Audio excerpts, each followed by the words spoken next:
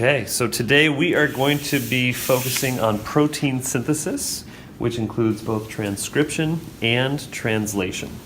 And to start off, you're going to, again, have to take the sequence 1 molecule and build it.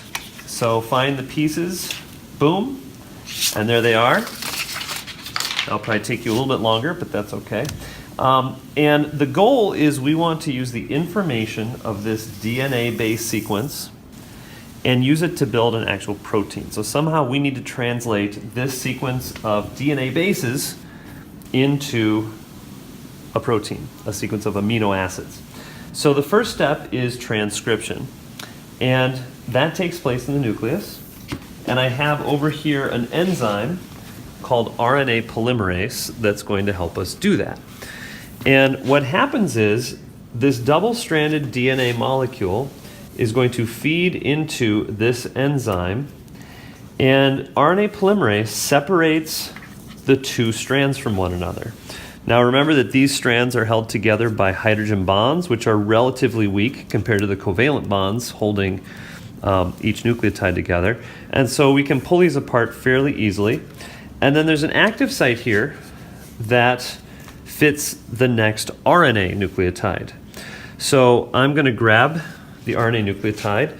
Since this is a G, C is going to be complementary, so it fits in there, and a new hydrogen bond is formed. Now note that the RNA nucleotides have a slightly different sugar group than the DNA nucleotides, and that's why these are square while these are circular. Kind of represent that that is a different type of molecule. So in transcription, what happens is we're just going to make a disposable copy of this DNA molecule. So I have my G, and then I slide over, and then there's another base that goes on there. And then the new RNA strand is actually going to slide out this way. And so as I keep going, the next one is a G, boom. And then a C, boom. And then an A, boom. And you kind of see that as my RNA is being built, the DNA continues to feed through there. And eventually I get to the U and the G. And this process just keeps on going. The U, and eventually, let's kind of stick these all together at once. The G, U, and G continue one at a time. Now you'll notice that on the other side now, the DNA molecule is reforming. And so we're sort of breaking it apart in order to produce this messenger RNA, and then we're reforming it over here on the other side. And so by the time we're done with this, the DNA will be left just how it was, and our messenger RNA will be fully built. And in order to save time for the video, I went ahead and pre-built it, and I have this over here, and I'll just kind of stick that on there. So if we'd carry this out to for the whole length of the DNA molecule, this is the RNA sequence that would have arisen, and it is complementary to this DNA-based sequence. So I've succeeded in making a disposable copy of the genetic information, sequence of bases, in this RNA molecule. So that is the end of transcription.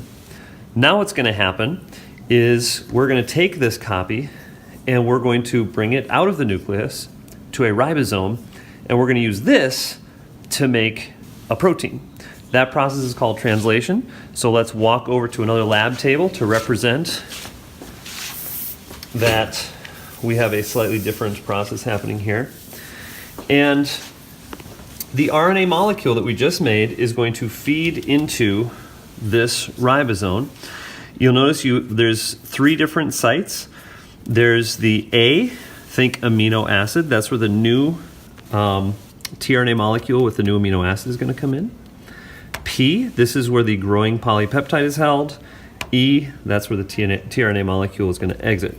So we've got our ribosome, we've got our RNA strand, and then we have a series of tRNA molecules. Note that this is the translator between the language of nucleic acid, a sequence of bases, and an amino acid. So this part is called the anticodon, and it's going to interact with the mRNA. And this part is this is the amino acid up here. So every protein starts with a methionine.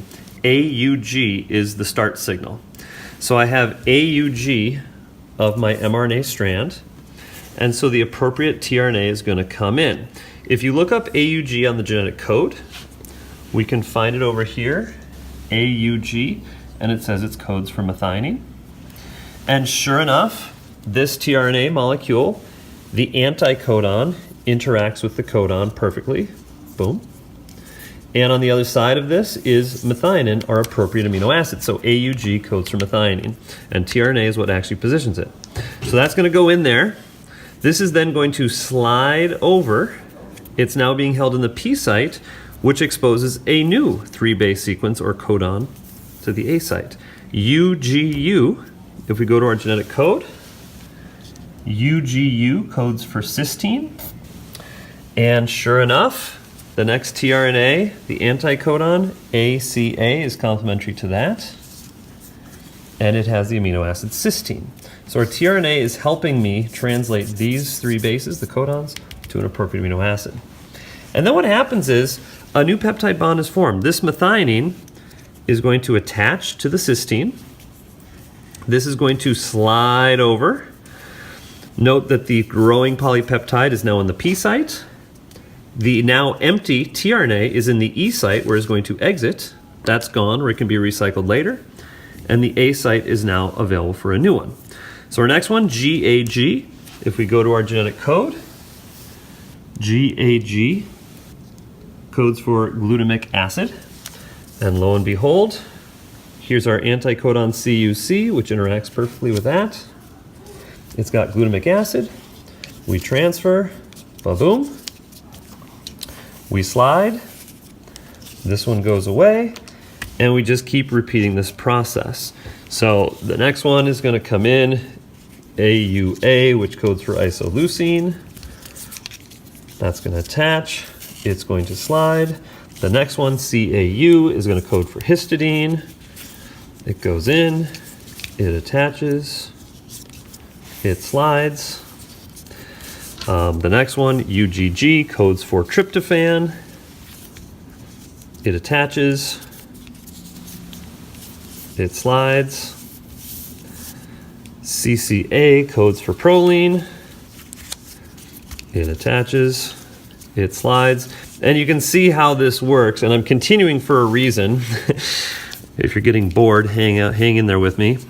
A couple more here. The next one is histidine. And finally, cysteine. Oops. Now this next one is interesting. So it goes in, attaches, and slides. The next codon is AGC. And if you, whoops, no it's not, it's UAG, it's UAG. And if you look over here, UAG says stop. So that's the stop codon. And so what happens is this protein comes in and attaches to the stop codon. And now when we try to transfer this protein on, there's nothing for it to attach to. And as a result, it just kind of falls off. And that protein is now part of the cell and is free to do its job. It's going to fold spontaneously as this is happening and then ultimately be used to do its job. So notice that by the time we're done, and these should all have exited, I forgot to take these off, so we'll just yank those all off. So notice that through this process, we were able to take the information in DNA, we made a disposable copy through the process of transcription, which we call mRNA. We use that disposable copy to put a very specific sequence of amino acids in order, which becomes our protein. So the DNA codes for protein.